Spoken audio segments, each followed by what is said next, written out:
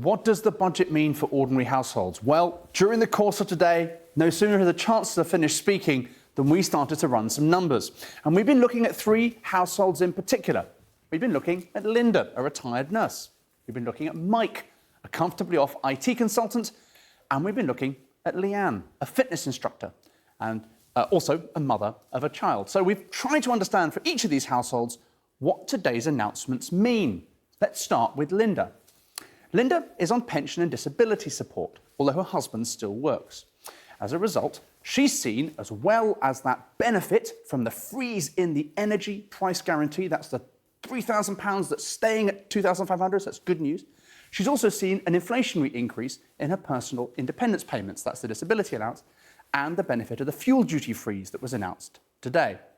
However, some of that is offset by this negative sum, this balance, which is a result of income taxes being frozen. That's called fiscal drag, and it's a stealth tax. We'll talk about that more in a minute, but taken as a whole, Linda is a winner from today's budget. We think her household's up about £350 over the next 12 months. Let's understand that fiscal drag idea in a bit more detail. Now, a household like Linda's, comfortably earning but not earning a lot, only sees a modest effect because of those tax thresholds frozen. But households on higher incomes, £50,000 and up, they are seeing a very significant effect as a result of their earnings rising but income tax thresholds staying the same. As a result, every year they're paying more tax. Essentially, they're getting dragged into those higher rate tax bands. And those numbers can really add up.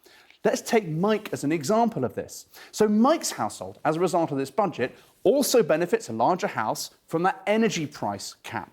And it benefits from the freeze in fuel duties. But look what happens to Mike's household situation over the next 12 months. An enormous cost associated with those frozen income thresholds as his salary increases. And so the consequence of putting those pieces together is, on an overall basis, we analyse Mike is slightly worse off as a result of this budget. Finally, let's look at Leanne, a fitness instructor. She lives with her husband, also self-employed, and their daughter, a 4-year-old, too young, unfortunately, to benefit from all the childcare giveaways that the Chancellor announced earlier on.